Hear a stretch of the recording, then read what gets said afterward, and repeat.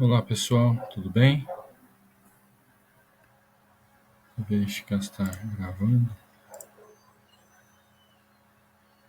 Ok. Bom, vamos lá então, né? Hoje nós vamos falar sobre o crescimento da empresa e a gente vai ver alguns conceitos importantes do tipo Lean Startup, MVP, pivotagem, cruzando o abismo, o QESB, e produto completo, tá? Um, uma abordagem que a gente já está bastante careca de saber, vamos assim dizer, é o plano de negócio, né? O plano de negócio, ele dava certo às décadas atrás, em que a gente apresentava o plano de negócio para um investidor, montava equipe, produzia o produto e vendia, né? Só que hoje, 75% das empresas que fazem dessa forma, eles acabam falhando. Por quê? Porque, na verdade, quando a gente faz o plano e depois quando a gente vai executar, o ambiente está mudando tão rápido que já está mudado. O que o plano concebia já não é mais o que está acontecendo no mercado, né? Então, o que aconteceu? Eles vieram com essa mentalidade do Lean Startup, em que nós temos uma experimentação rápida sobre o planejamento que foi elaborado, a gente coloca em prática rapidamente esse plano, né? O planejamento, e vê o feedback do cliente, como eu estava falando para vocês. A gente precisa fazer várias entrevistas e interações com o cliente e a gente vai fazendo o design interativo de erro e acerto. Ou seja, a gente vê o que a gente colocou como hipóteses de negócios e logo em seguida a gente testa essas hipóteses no mercado e vê se essas hipóteses estão corretas ou não. E se não estiver, a gente já rearranja rapidinho, já tenta acertar, corrigir esses erros e seguir em frente. Então é um contínuo processo de erro e aprendizado rápido para que a gente consiga desenvolver, tá? Então o que acontece, né? Existe esse livro aqui chamado Lean Startup do Steve Blank, é muito legal, acho que vale a pena vocês lerem esse livro, né? Ele fala como fazer o Lean Startup acontecer, tá? Que é diferente de um planejamento, de um plano de negócio, em que 75% das empresas falham, né? E tanto é que existe essa estatística, né, pelo Sebrae falando que mais de 50% das empresas montadas falham no primeiro ano. Então, por quê, né? Como evitar isso? E a gente faz então esse experimentação, feedback e o design interativo, e a gente coloca aqui no modelo do Canvas, como a gente já está fazendo agora, vocês já colocaram aqui, e tudo que vocês estão colocando aqui ainda são hipóteses, tá ok? Então, essas hipóteses precisa coletar dados e ter o feedback dos clientes para verificar se essas hipóteses eles estão ou não de acordo com o mercado, tá bom?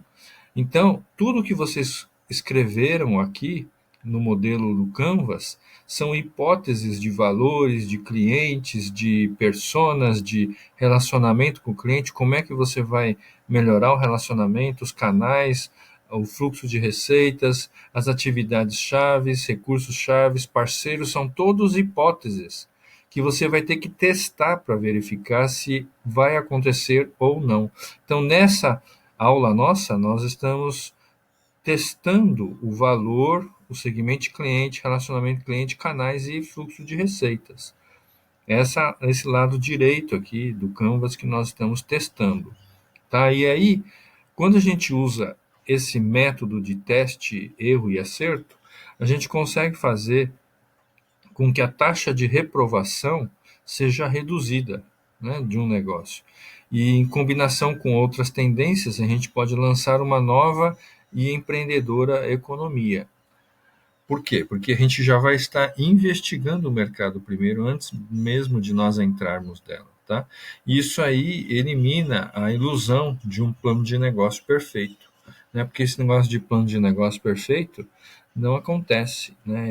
O plano de negócio é um documento estático, ele não é dinâmico, né? Porque você vai pesquisando, pesquisando e vai levando tempo. E você vai fazer uma previsão de 5 anos, que muitas vezes é muito mais rápido disso acontecer. Veja bem, por exemplo, agora nessa fase do coronavírus, né? Ninguém imaginaria uma coisa do tipo coronavírus. Então, a gente precisa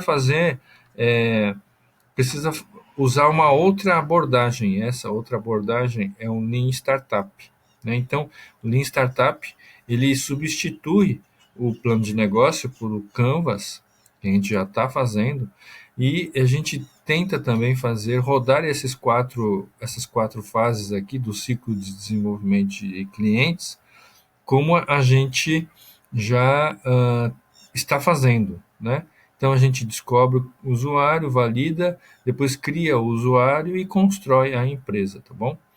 É interessante que essa forma de a gente pensar os negócios hoje é totalmente diferente do plano de negócio, porque o plano de negócio ele raramente sobrevive ao primeiro contato com o consumidor, né? É a hora que você vai no mercado, é, você vê que tudo aquilo que você tinha pensado como plano de negócio não vai funcionar mais, certo? E 5 anos hoje é uma eternidade, né? Então é muito tempo. Então a gente usa esse desenvolvimento rápido, ágil, né? Lean significa leve, né? Ágil, para a gente fazer esse desenvolvimento. Eles são cíclicos, né? A gente tem o plano inicial, faz o planejamento, gera requisitos de produtos, faz a análise e design de produto, implementa, né? E tem o MVP aqui, que nós vamos falar logo em seguida, testa e vai seguindo, vai seguindo, vai seguindo de forma cíclica, né? Que é dessa forma com que nós estamos vendo aqui, que vocês já sabem muito bem, né? O método Lean, ao invés de a gente fazer um plano de negócio longo e complicado, a gente testa as hipóteses nos clientes, tá bom? Então, isso que nós estamos fazendo agora. Nós estamos desenvolvendo o usuário, conhecendo o usuário e nós estamos validando o usuário através dos testes, através das entrevistas. A gente leva um protótipo, que logo em seguida eu vou falar aqui, para ver o que é que o cliente acha. E depois que a gente já testou os clientes, conheceu os clientes e validou, aí sim nós vamos à fase da execução, que é a fase de crescimento da empresa. Então, até esses dois primeiros pontos aqui são as empresas startups, tá certo? E as startups é que fazem essa primeira parte aqui de pesquisa, né? Conhecimento e de validação. A partir do momento que você já tem o, o seu modelo de negócio validado, aí é executar. Aí você tem que jogar todas as forças para a execução, né? Onde estão esses clientes? Vocês vão crescer nesses clientes, vai buscar onde estão esses clientes, vai buscar como atingir esses clientes, criar demanda e depois disso construir a empresa, né? É assim que funciona nessas quatro fases, tá bom? E isso é um processo que vai cada vez mais se aprofundando através do produto mínimo viável, que é o MVP, né? Minimum Value Viable Product, ok? Né? Então é assim que nós vamos desenvolvendo. E qual que é a diferença, né? E aqui a gente consegue ver entre a abordagem tradicional do plano de negócio e a abordagem do Lean Startup, né? Então a gente gera hipóteses. Aqui a gente já vai implementar o que colocou aqui no plano, né? O que não é o melhor, tá? Por quê? Porque a gente agora sai do escritório e testa essas hipóteses. É o que vocês estão fazendo. Vocês vão sair da cadeira de vocês ou vocês vão entrevistar as pessoas, né, via online. E não é essas entrevistas também fechadas, como eu falei, são entrevistas abertas. Tá? E nós vamos fazer aqui, a gente vai preparar a oferta do mercado. Né? A gente, no modelo antigo, a gente tenta preparar a oferta para o mercado seguindo um plano, um passo a passo linear. Só que o que acontece? Né? Que quando chega no mercado não era bem aquilo que a gente imaginava, porque nós não testamos essas hipóteses. Né? A engenharia tem o desenvolvimento ágil, a gente vai construindo de acordo com o que o cliente quer. Então a gente já constrói e leva para o cliente experimentar. Constrói e leva para o cliente. Se o cliente não gostar, a gente vem e modifica. Né? É assim que funciona.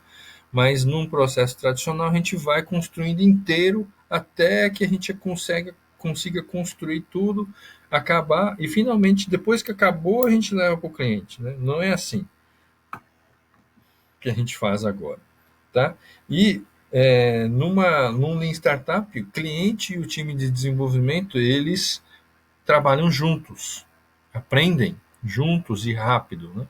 E aqui numa organização tradicional, não. Né? Você contrata os melhores e esses melhores tentam fazer o melhor produto, mas hoje já não existe mais isso, viu, pessoal? E também as métricas são diferentes. Antes a gente usava demonstração de resultado, folha de balanço e tal. Hoje em dia não, a gente já calcula tudo por custo de aquisição do cliente. Quanto que esse cliente vai me custar? Né? Então a gente já trabalha com outras métricas. A gente trabalha com métricas do tipo taxa de desistência. Né? Quanto que cada cliente vai custar para eu adquirir esse cliente e quanto tempo esse cliente vai ficar na minha base instalada. Quanto mais tempo esse cliente ficar na minha base instalada, maior vai ser o valor desse cliente. Então a gente começa agora a ter outras métricas que não simplesmente uma folha de balanço. A folha de balanço é o resultado dessa questão aqui bem feita, né? A gente ter um bom produto, um baixo custo de aquisição de clientes, um tempo de vida longo, com o churn rate, que se chama, né? Churn é a porcentagem de desistência da minha base instalada por mês.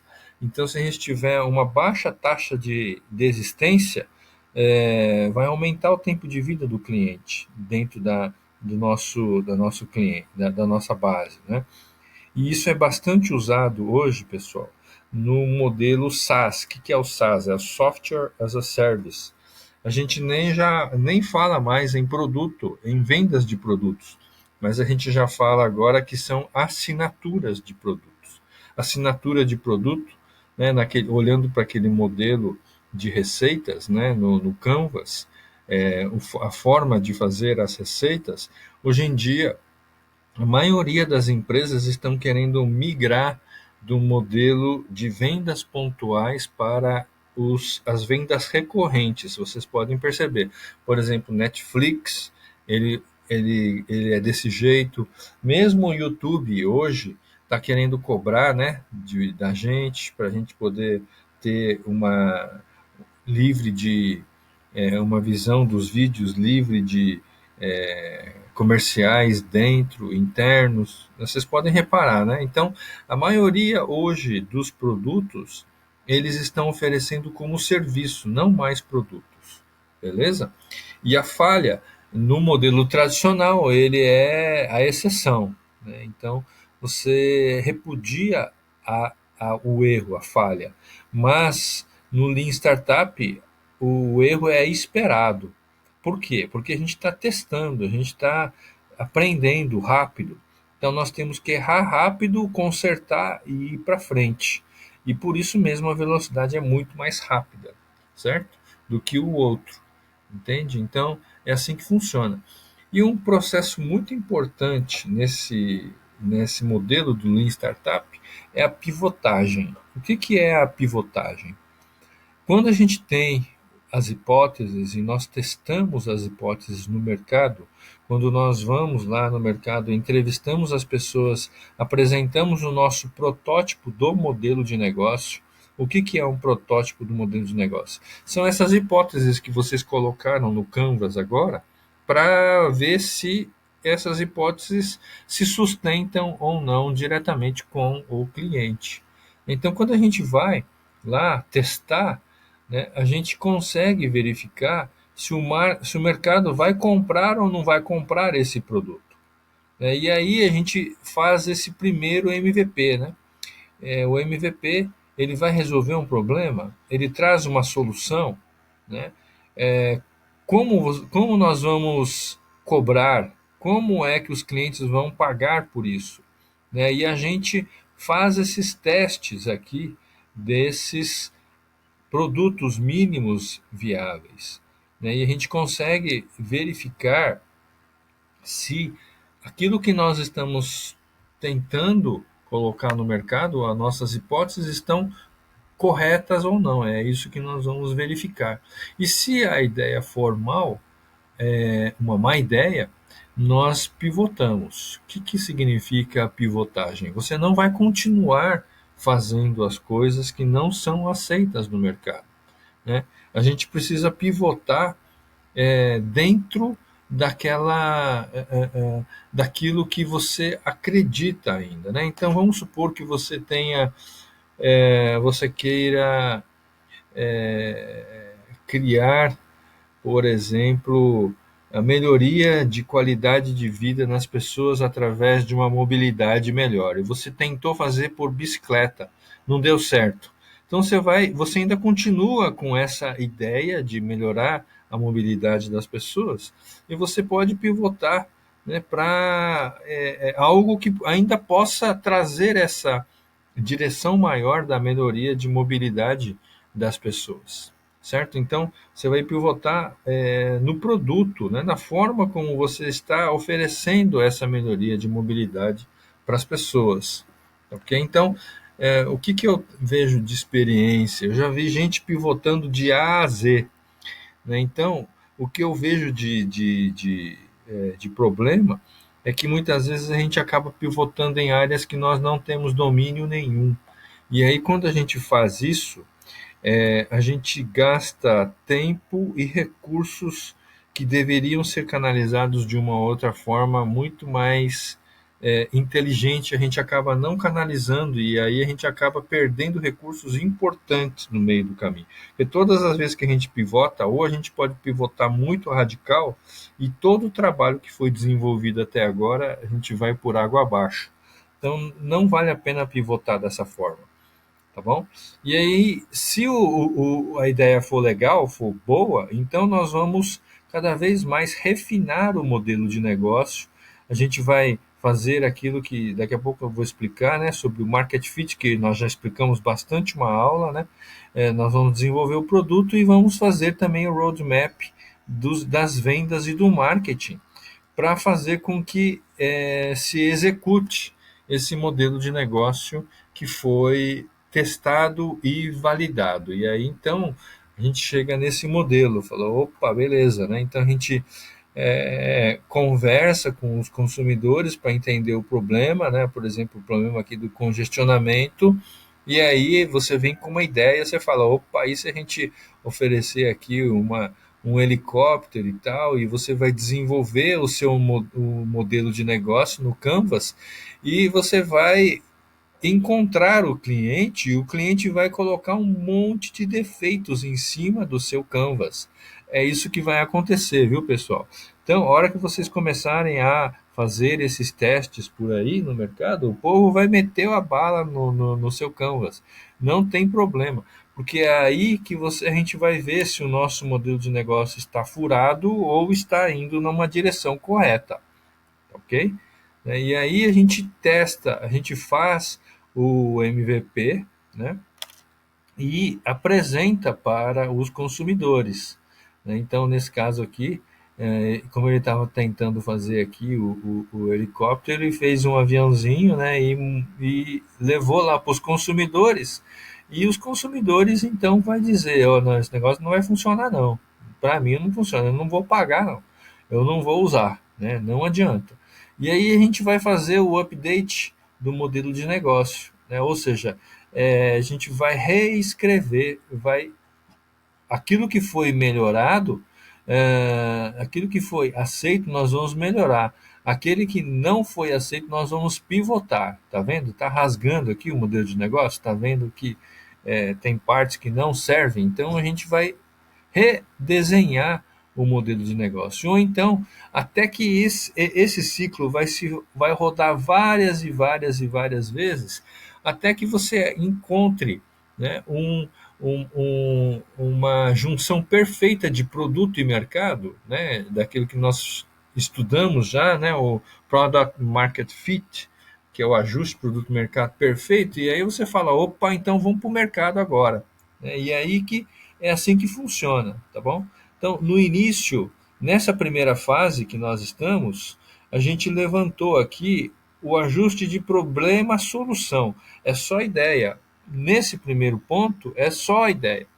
Depois que a gente tem aqui o ajuste problema-solução, nós fazemos o ajuste produto-mercado através de um MVP. Né? A gente leva o MVP no mercado e verifica. E a hora que a gente for fazendo os vários MVPs e vários ajustes aqui, nós vamos conseguindo ter aqui uma melhoria na retenção dos consumidores, porque nós fizemos o Lean Startup antes, as pessoas começam a indicar para as outras pessoas, né, e aí a gente tem esse crescimento exponencial. E eu estava vendo vários vídeos interessantes, né, de canais interessantes, por exemplo, na área financeira. Né, a gente vê aquela Natália Arcuri, a gente vê aquele Rico, a gente vê várias outras pessoas, assim, eles ficam explicando como é que eles conseguiram os primeiros milhão, né, a gente vê aquele outro cara lá das finanças, lá, esqueci o nome, que ele fala sobre...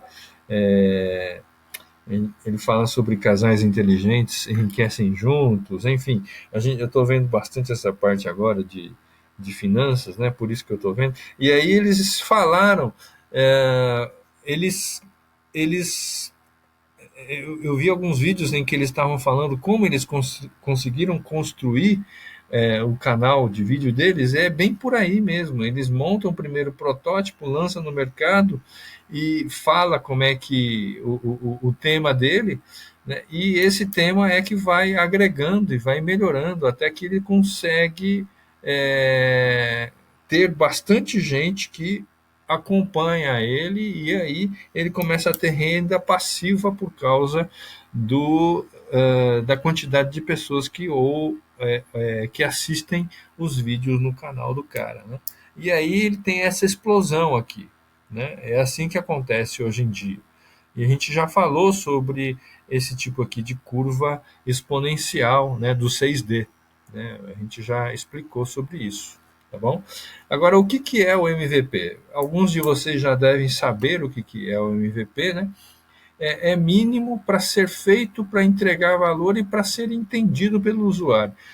Pessoal, MVP é uma coisa assim que o cara tem que bater o olho e saber o que é. Não adianta a gente querer ficar explicando muito, não. Viu? É algo que você apresenta, o cara fala, pô, interessante esse negócio, eu nunca tinha visto, né? E ele precisa validar as hipóteses, né, para ver se realmente existe o problema e se as pessoas pagariam por esse problema, né? Então, voltando lá às questões das finanças, né, pessoais, vamos supor que tem um grupo de pessoas que queiram entender como gerenciar os seus recursos financeiros pessoais e não sabe como fazer a aplicação, não tem nenhuma ideia, não são economistas, não fizeram curso nenhum e tal. E aí então esse pessoal lançou esses canais que vão de encontro a essas necessidades dessas pessoas. E essas pessoas querem aprender, então por isso que tem milhões de visualizações. A gente precisa validar essas hipóteses. Será que está certo? Será que o pessoal paga por isso? Será que pagar, eu digo, será que. E eles ficam testando isso, falando, ó, dá o seu like, isso não custa nada. Né? Então, essa questão de like é a gente pagar por isso, é pagar pelo conteúdo que a gente está recebendo, apesar de ser de graça. Olha só que interessante. Né? E aí a gente não pode ter dúvidas sobre o resultado, né? E as métricas. A gente precisa ter muito claro que esse protótipo que nós estamos fazendo, ele tem resultados positivos, né? E a gente precisa entregar qualidade desde o início, tá bom? Então, quando a gente faz isso, a gente aprende, faz um produto mínimo, né? Porque o produto mal feito ninguém quer, a gente vê com qualidade e viável, os produtos feitos com empresas, né? É, na verdade, tem muito mais empresas que fazem produtos melhores, mas a gente não quer fazer um produto completo, que nós vamos ver agora, daqui a pouco, mas a gente vai ver um produto que é, desculpa, razoável, né, que teria entrada no mercado, mas que tenha uma boa aceitação no valor que você está oferecendo, né? Então, o que, que significa? Não, vamos supor que um cliente queira, né, um automóvel ou uma forma de locomoção na mobilidade. Você não vai oferecer rodas desse jeito aqui, uma rodinha, duas rodas, né? Não, você vai oferecer um skate primeiro, depois uma patinete, uma bicicleta, uma moto, até chegar num carro. Então, o cliente quer uma solução, ele não quer partes de produtos. Não é assim que acontece um MVP. Tá? Então, veja bem, esse é um outro estágio do MVP. Né? Então, na verdade, o cliente quer sentar no negócio desse e dirigir um carro enquanto ele está cortando a grama, na maior comodidade, etc.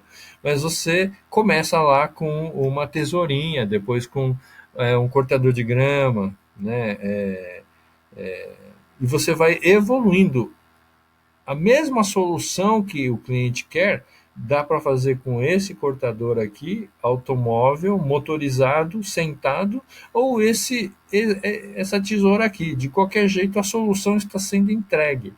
Mas a gente vai melhorando os MVPs, para que os MVPs sempre, com o feedback do cliente, a gente já consegue resolver o problema dele. Beleza? Né? Então a gente vai fazendo esses vários estágios de MVP até a gente lançar, né, o produto máximo, né, o produto que é um produto é, já comercializável. É assim que a gente vai. E o que, que acontece? Quando a gente lança um produto no mercado, pessoal, existe essa curva aqui, que é a curva da visibilidade da tecnologia. Tá? Então, quando a gente lança uma tecnologia, ninguém conhece ainda, e pelo fato de ninguém conhecer, as expectativas estão lá no alto. Então, quando a gente lança um produto no mercado, um produto inovador, ele tem essa curva super ascendente rápida aqui, né, de expectativas, mas essas expectativas estão infladas. Por que estão infladas? Porque as pessoas ainda não sabem o que é que esse produto consegue fazer, pode fazer, né? Mas depois de um tempo, a hora que esse produto começa a ser colocado no mercado, as pessoas veem, puxa, não era bem isso que eu imaginava, paguei muito caro, né? E aí então esse pico de expectativa ele desaba de uma vez, pessoal, né? É assim que funciona. Vou contar uma história aqui das máquinas da T-Bit, quando a gente vendia as máquinas da T-Bit. No começo a gente falava que os nossos produtos iriam resolver o problema da agricultura, fazendo com que as análises de sementes por, é, por sementes por análises humanas seriam substituídas pela análise de computador, e a análise de computador tem quase 100% de acerto, e isso você vai tirar a subjetividade humana nessas análises e tal. E quando a gente apresentava o produto para as pessoas iam falar: que é isso que você está me falando, cara? É impressionante, eu quero, tal.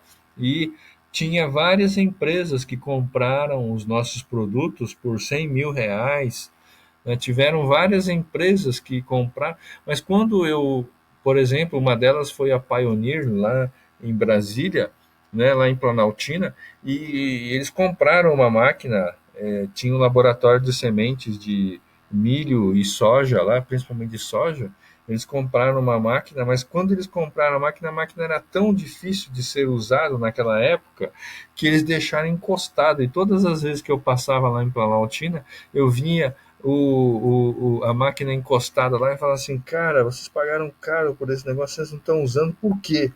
Né? Ah, é porque a gente ainda não conseguiu implementar no nosso, na nossa linha de produção e tal. E aí você consegue ver que a tecnologia é muito interessante, mas a partir do momento em que eles têm o contato com essa tecnologia, as expectativas caem de uma hora para outra, porque não era muito bem aquilo que eles estavam imaginando. E aí nós chegamos nesse negócio chamado Vale da Desilusão. Tá? Só que o que acontece? É igual aquela curva, né, da disrupção do 6D, né? A gente está na digitalização, na disrupção e depois na decepção primeiro. Né? Está na digitalização, decepção. Essa é a fase da decepção, né? Do desilusionamento, da desilusão. Até que o produto é melhorado, vai sendo melhorado cada vez mais de acordo com o feedback dos clientes e os produtos vão sendo melhorados, né? E aí vai se corrigindo essa queda brusca até que a gente entra nesse platô de produtividade que é um produto já mais estável, mais de acordo com o que o mercado quer. Tá? Então é assim que acontece a curva do lançamento de um produto. E juntamente com essa curva do lançamento do produto, nós temos também aquela curva do ciclo de vida do produto, em que eu já expliquei, não sei se eu já expliquei ou não para vocês, agora estou em dúvida, é sobre o abismo que ocorre aqui entre os inovadores e os visionários, os early adopters, com early majority, que é a grande maioria do mercado. E vocês podem perceber aqui que nesses dois primeiros estágios, que são os innovators e os early adopters, são apenas 15% do mercado, ou seja, é muito pouco, né? Muito pouco. São pessoas que aceitam a comprar esse seu produto, mesmo ele não estando ainda em perfeito estado. É o cara que vai tentar comprar o MVP. Mas esses early adopters são diferentes da maioria. A maioria são pragmáticos, que nós chamamos. O que são esses pragmáticos? São as pessoas que querem comprar o produto porque você está resolvendo um problema desse produto. Você não está apresentando um protótipo, você já está apresentando uma solução direta para eles. Ok? E aí sim você vai conseguir entrar num mercado muito bom aqui, um mercado maior, muito maior, que você vai conseguir fazer com que o seu produto venha a ser um sucesso no mercado. Tá? Se a gente for ver aqui, quando o produto é um produto estrela, né, um ponto de interrogação, depois vira estrela, ele entra aqui nos early adopters, depois quando ele vira um produto estrela e consegue passar esse abismo, cruzar esse abismo, aí ele vira um produto vaca leiteira e vai até o final do ciclo de vida dele. Tá bom? Então, para a gente sair desse abismo aqui, a gente precisa fazer um esforço enorme de conhecer o cliente. É o que nós fizemos, né, toda essa parte aí de conhecer o cliente, validar o cliente no nosso modelo de negócio, para tentar cruzar o abismo. Tá ok? A gente precisa passar por toda essa fase. E vou falar para vocês que a Tebit, né, eu passei por todas essas fases e ela está quase conseguindo cruzar esse abismo, né? Graças a Deus agora a máquina já está sendo vendida já internacionalmente e tal. Então são produtos, os produtos que nós conhecemos agora são produtos que conseguiram passar por esse abismo até chegar nesse mercado que é o maior, que são 68% do mercado estão aqui, no mercado de massa inicial e mercado de massa tardia. Né? São esses dois produtos, esses dois mercados aqui que são os mercados alvos nossos. Só que olha só o que acontece nesses dois gráficos, né, pessoal? Quando a gente tem essa primeira fase, que é a grande expectativa da tecnologia, os innovators e os early adopters, eles compram isso. Só que quando nós caímos nesse vale aqui da desilusão, é justamente onde se encontra o abismo aqui, tá vendo? E aí, quando a gente consegue passar esse abismo, o produto começa a ficar um pouco mais estável e o mercado começa a aceitar mais esse produto. Vocês conseguem entender?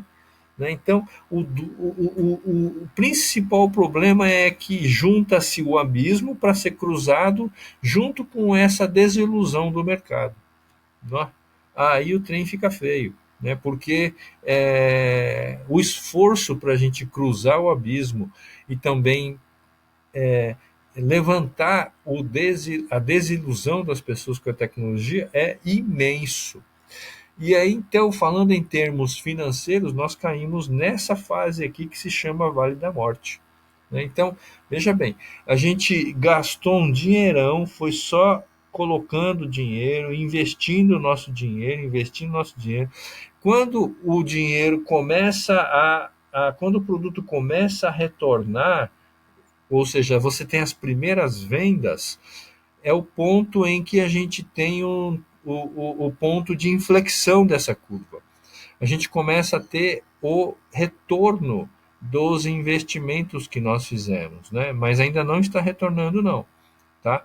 A gente ainda fez o retorno dele. Só que o que acontece? Nessa fase aqui, vai entrar justamente nessa fase do abismo. Então, a gente tem a desilusão junto com o abismo e junto com o vale da morte financeiro. Olha só quantas coisas que vão acontecendo ao mesmo tempo, né? Para a gente tomar cuidado nessa primeira fase nossa de lançamento de uma nova tecnologia, de uma inovação no mercado. São três fases cruciais: a desilusão, o abismo e o vale da morte. Né? Então, para a gente conseguir cruzar isso, a gente precisa ter muito dinheiro. E essa primeira fase aqui, pessoal, é a fase mais difícil que tem, porque a gente precisa de dinheiro para conseguir levantar o Vale da Morte aqui, para começar a chegar aqui no break-even. Break-even é quando a gente faz todos os investimentos e os investimentos são pagos.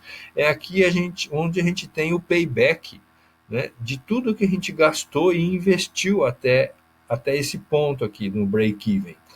E a gente precisa, até chegar nesse ponto, a gente precisa de capital semente, ou a gente precisa dos anjos, ou a gente precisa do FFF, né, que é Friends, Family and Fools. Fools, vocês sabem, se vocês procurarem aí na internet, vocês vão saber que são os bobos, né? Aquelas pessoas é, que realmente, como é que eu falo? Realmente apostam naquilo que nós estamos falando. Então vocês podem perceber que é muito difícil, a gente precisa conseguir conciliar. E vocês podem perceber aqui, né, que os venture capitalists, os VCs, eles começam a entrar depois que você já conseguiu alcançar o break-even, ou nesse ponto aqui. O que significa nesse ponto aqui, desse vale aqui? É que você já começou a vender, você começou a ter retorno já do mercado, e o marco que esses investidores verificam se vale a pena ou não investir em você é se você tem vendas. Né? Se você tem vendas, significa que o teu produto está sendo aceito no mercado. É o maior é o maior marco que esses investidores veem. Eles veem: você tem venda? Tenho. Então tá, então vale a pena a gente entrar com você. Se você não tem venda, nem adianta. Tá bom? E aí, então, nesses venture capitalists, os fundos de investimentos, né, que a gente fala, né, eles têm várias rodadas também. Tem o first stage, second stage, third stage e o mezanino. né? Então, tem esses primeiros dois estágios aqui, o primeiro e o segundo round, né, que nós chamamos de investimento de primeiro round e investimento de segundo round, né, são aqueles que nós chamamos de early stage, né, que são estágios iniciais, que os venture capitalists começam a investir. E aí, quanto mais você tem essas rodadas de investimentos e mais pessoas vão aportando em cima do seu produto, o seu negócio vai melhorando, a valuation do seu negócio vai aumentando e vai fazendo com que o seu produto tenha cada vez mais valor e a sua empresa começa a ter mais valor no mercado, né? Então, quando você passa pelo vale da desilusão, quando você consegue ter vendas aqui recorrentes e você consegue cruzar o abismo, você finalmente, né, você trabalha com esse capital semente aqui, finalmente consegue ter os venture capitalists te colocando capital em cima de você, e aí então começa a capitalizar para fazer a segunda fase, que é a fase da construção da empresa, que é a execução, que é aqui, ó, né, da segunda fase da execução. Então, até aqui é o venture cap, é o startup, né, que tenta sobreviver, passar pelo vale da desilusão, cruzar o abismo, né, e fazer com que haja esse ciclo acontecendo, tá bom? Beleza? Né? E aí é isso que acontece. E aí então, quando nós chegamos nessa fase aqui dos investimentos, que nós vamos falar na próxima aula, né? Então, aí quando já fizemos a primeira rodada, a segunda rodada, né, a empresa começa a capitalizar muito mais para poder ter agora capital para crescer. E aí então o crescimento dele é o crescimento escalável, até que chega a terceira rodada, né, dos investimentos, e também eles já falam de mezanino, quando já está perto um estágio antes do IPO, né, que é o lançamento das ações no mercado. Tá? Então, hoje em dia, se eu não me engano, eu acho que a XP está quase lançando os seus produtos no mercado. Né? Então, nós temos empresas, né? Todas as empresas passaram por esses estágios até que eles tiveram finalmente o seu IPO, né, realizado nas bolsas de valores, e aí eles vão para o mercado público, tá? E aí existe o IPO em que a empresa capta o dinheiro para o seu crescimento, né? E aí, na verdade, só para vocês entenderem, para que um capitalista de risco invista no seu negócio, é feito toda uma tese de negócios. Que tipo de tese, onde você vai aplicar esse dinheiro que você está captando através dos capitalistas de risco? Então, existe toda uma defesa de tese, você precisa apresentar qual é a tese do uso dos recursos que esses capitalistas vão colocar na sua empresa, para fazer com que a sua empresa, então, uma vez conseguido esses recursos através dos VCs, consigam fazer com que essa tese vá para frente. É assim que acontece.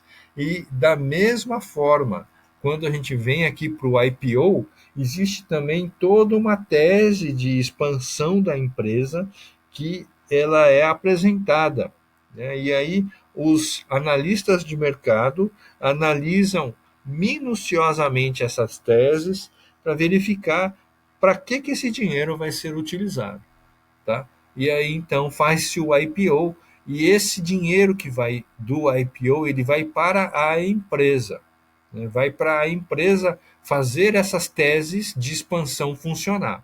Da mesma forma com que houve essa tese de investimento inicial, em quais situações que nós vamos captar o dinheiro, e esse recurso captado vai ser usado no quê? Né, no crescimento, no cruzamento aqui do abismo, né, na melhoria do produto, etc. Né? Então, o IPO também acontece isso, e aí quando a gente já tem essas ações em nossas mãos, nós chegamos àquilo que nós chamamos de o mercado secundário. O mercado secundário é o mercado em que a gente troca de dono de ação, mas sem que esse dinheiro vá para a empresa. O dinheiro que a empresa captou no IPO é simplesmente o dinheiro que vai para a empresa. Né? E depois tem o mercado secundário, que é o mercado aqui em que a gente aplica na bolsa de valores e na maioria das vezes perde, assim como aconteceu comigo, né? Perdi dinheiro, tá bom? Então, olha só que interessante, né? Os lucros, ele funciona dessa forma aqui, né? O life cycle, o ciclo de vida do capital, ele funciona desse jeito. Você tem aqui a prova do conceito, né? Você mesmo está botando o seu dinheiro. Você tem a fase do pré-seed, que é a fase da viabilidade, né? Você está verificando aqui se é viável ou não. Aí pode entrar aqui os dinheiro do governo, né? Dos incentivos, os amigos, a família, né? Ou aquele FFF que a gente falou, né? E quando começa o desenvolvimento aqui você só está botando o seu dinheiro, tá vendo? O seu net revenue, né? Que é a receita líquida só vai diminuindo, é negativo, negativo, negativo, porque você só está investindo dinheiro nessa fase aqui. Até que você tem o produto, você vai desenvolvendo o MVP, você tem o produto, e aí esse produto começa a ser comercializado, né? Quando começa a ser comercializado, os anjos e alguns estágios, né, iniciais de VCs, né, Venture Capitalists, começa a te colocar o dinheiro, e você tem aqui as primeiras receitas do teu produto, e aí você começa a mudar aqui, né? Você sai aqui desse turning point aqui, que é o ponto, né, da virada, e você começa a vender mais do que gastar. E aí, finalmente, aqui você já não precisa mais colocar dinheiro. Você já agora tem o retorno do seu próprio produto que está vendendo. E aí você introduz no mercado, cresce no mercado e atinge a maturidade. E aí o venture capitalist, ele entra aqui, os capitalistas de risco, ele entra a partir do momento em que você já tem uma certa recorrência e uma segurança maior para eles aplicarem no teu produto, tá certo? Né? No teu negócio. É assim que funciona, e nós vamos ver isso aqui na próxima aula. Né? Até aconteceu o IPO e tal. Né? E aí, na verdade, nós vimos ali antes do abismo que um visionário ele enxerga 80% da solução e diz, legal, vamos construir os 20% restantes juntos. Mas o pragmático ele fala assim, para que eu vou comprar um negócio? Você precisa me dar uma 100% da solução do meu problema. Né? Então, ele não vai comprar antes disso. Os pragmáticos não vão comprar antes disso. Os visionários vão. Só que só o mercado visionário, como a gente vê aqui, não é suficiente para a gente poder crescer a empresa, tá vendo? A gente precisa cruzar esse abismo e fazer com que a empresa consiga pegar essa linha maior, dessa fatia de mercado maior, que são os pragmáticos, tá beleza? E aí, então, quando a gente entra nesse pragmatismo, nesse segundo mercado, que é o mercado mais de massa, é que nós chamamos de os pragmáticos. Né? Os pragmáticos somente comprarão o produto se ele for completo. O que é o produto completo? Nós vamos ver agora mesmo. Né? Baseado em seus benefícios, mesmo se esse produto for inferior aos seus concorrentes. Nós temos que oferecer esse produto completo. O que é esse produto completo? Nós temos conceitos, os vários conceitos de produto. Um produto genérico é um produto bem simples ainda, né? O MVP não tem vantagem competitiva nenhuma, né? É o início de tudo. Só que cada vez mais a gente vai colocando aqui em cima desse produto características que vão melhorando esse produto, né?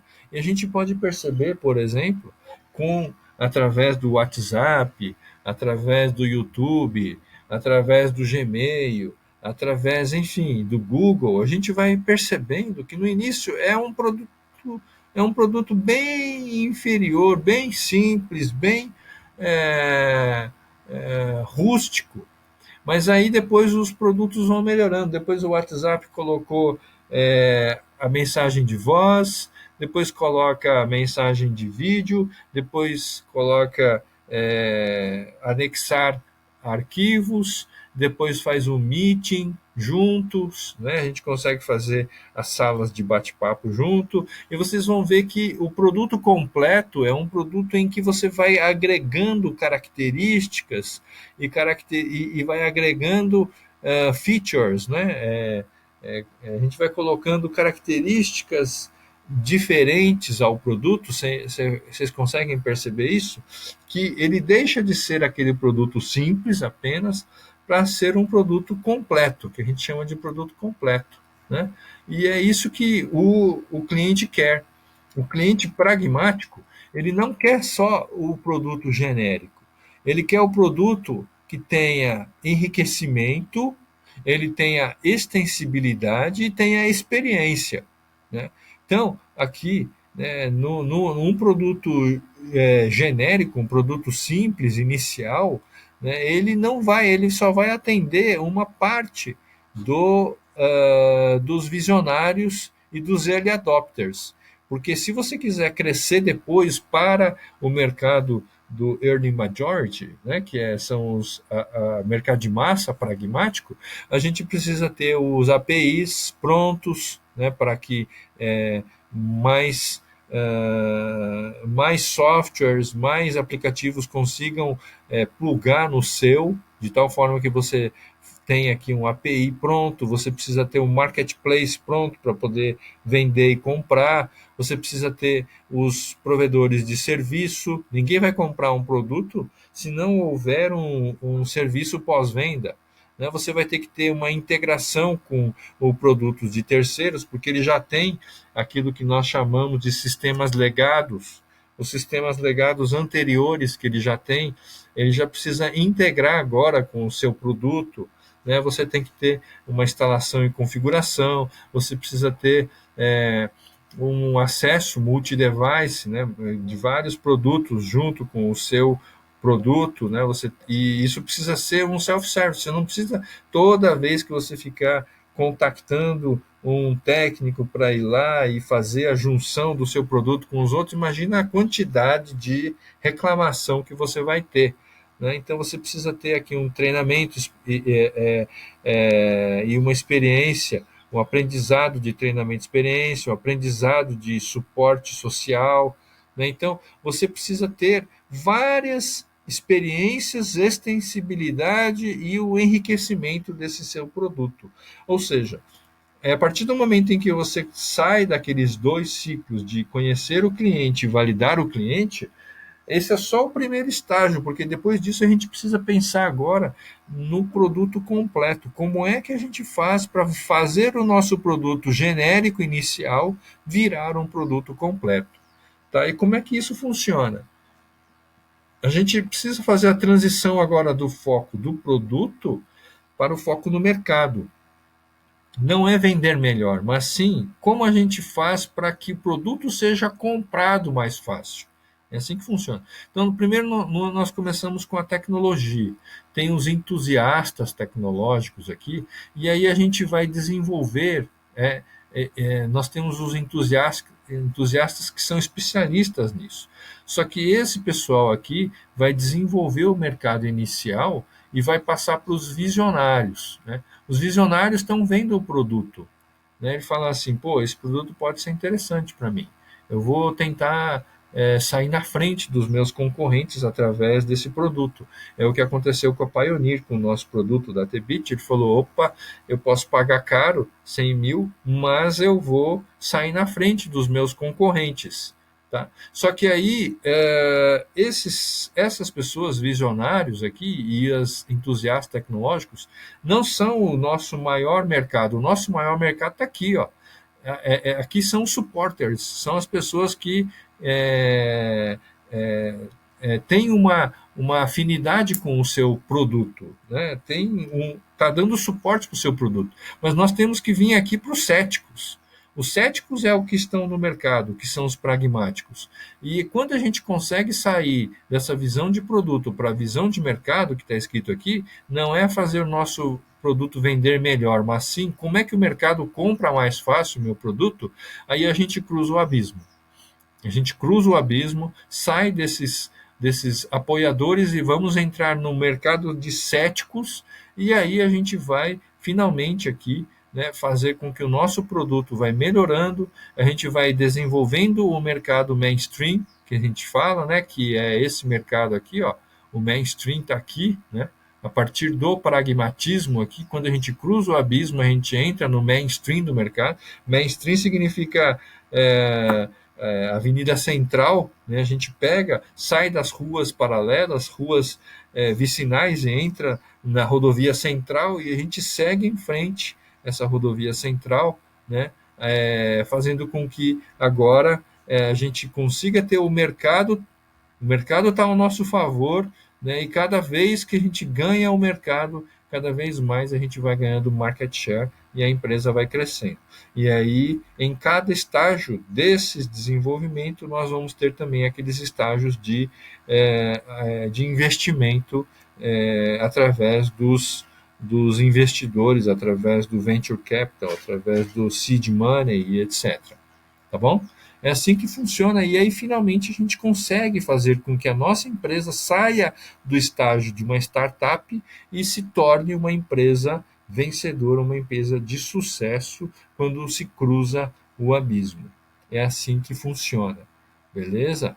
Né? Então, é todo esse processo.